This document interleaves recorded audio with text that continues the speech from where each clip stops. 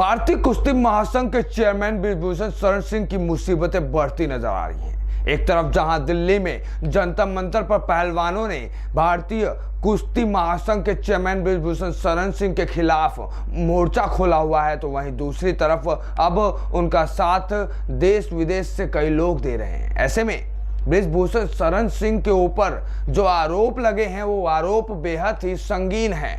जो आरोप ब्रिजभूषण शरण सिंह के ऊपर लगाए जा रहे हैं, उन आरोपों को लेकर अब ब्रिजभूषण शरण सिंह पर एफआईआर भी दर्ज हो गई है और उस एफआईआर में जो कुछ भी दर्ज हुआ है वो पूरा मामला बेहद चौंकाने वाला है। अपने इस वीडियो में हम आपको दिखाएंगे क्या कुछ भारतीय कुश्ती महासंघ के चेयरमैन ब्रिजभूषण शरण सिंह के खिलाफ एफआईआर में दर्ज हुआ है, क्या आरोप लगे हैं। तो चलिए बिना समय व्यर्थ किए पूरा का पूरा मामला दिखाते हैं। भारतीय कुश्ती महासंघ के चेयरमैन ब्रिजभूषण शरण सिंह के खिलाफ इस वक्त देश के नामचीन पहलवानों ने मोर्चा खोला हुआ है। पहलवान ब्रिजभूषण शरण सिंह की गिरफ्तारी को लेकर अड़े हुए हैं, तो वहीं इसी बीच ब्रिजभूषण शरण सिंह के खिलाफ दर्ज की गई 2 एफआईआर की डिटेल रिपोर्ट सामने आ गई हैं, जिसमें उन पर काफी संगीन आरोप लगाए गए हैं। इंडियन एक्सप्रेस की खबर के मुताबिक ब्रिजभूषण शरण सिंह के ऊपर 2 एफआईआर हुए हैं, जिसमें 7 पहलवानों ने उनके खिलाफ शिकायत दर्ज की है।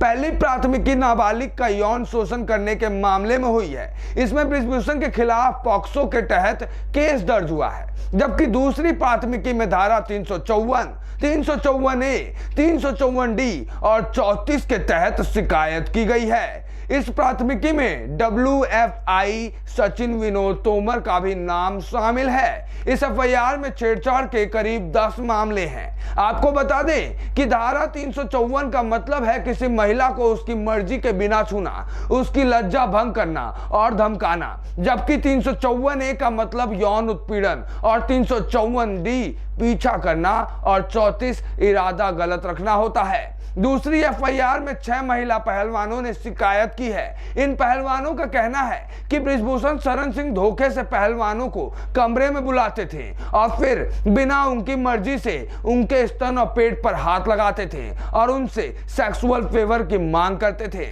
जब कोई पहलवान इसका विरोध करती थी तो वो इसको डराते और धमकाते भी थे। अगर आरोप साबित हुए सही तो फिर क्या होगा, चलिए आपको पूरा मामला दिखाते हैं। आपको बता दें कि सुप्रीम कोर्ट के ऑर्डर के बाद दिल्ली पुलिस ने ब्रिजभूषण शरण सिंह के खिलाफ 28 अप्रैल को एफआईआर दर्ज की थी। खास बात यह है कि इस शिकायत में जिन यौन शोषण की घटनाओं का जिक्र हुआ है वो साल 2012 से 2022 के बीच की है। कुछ घटनाएं विदेशी दौरों पर भी हुई थी।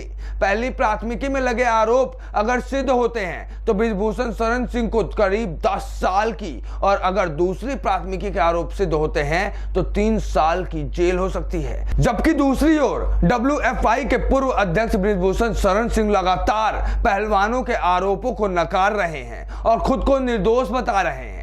उन्होंने एक दिन पहले ही गोंडा में एक प्रेस कॉन्फ्रेंस में साफ कहा है कि मैं अपने सारे बयानों पर आज भी कायम हूं, जबकि पहलवान अपनी मांगे बार बार बदल रहे हैं। मैं हर तरह की जांच के लिए तैयार हूं। मैं फिर से कह रहा हूं कि एक भी आरोप अगर सही साबित हुआ तो सच कह रहा हूं, मैं खुद फांसी पर लटक जाऊंगा। उन्होंने कहा था कि मैं तो नार्को टेस्ट के लिए भी तैयार हूं, लेकिन मेरी तरह पहलवानों का भी ये टेस्ट होना चाहिए। ऐसे में ब्रिजभूषण शरण सिंह का जो ये चैलेंज था उसको पहलवानों ने स्वीकार लिया है। जी हाँ, ब्रिजभूषण शरण सिंह का चैलेंज जिसे स्वीकारते हुए महिला खिलाड़ियों ने कहा है कि नाबालिग समेत जितने भी महिला पहलवान ने आरोपी के खिलाफ एफआईआर दर्ज की है वो सभी नार्को टेस्ट कराने को तैयार हैं, लेकिन इसे कोर्ट की निगरानी में लाइव होना चाहिए, जिससे पूरी दुनिया को पता चले कि क्या सच है और क्या झूठ है। ऐसे में ये सवाल बहुत बड़ा है कि आखिर जब 2 इतनी गंभीर धाराएं एफआईआर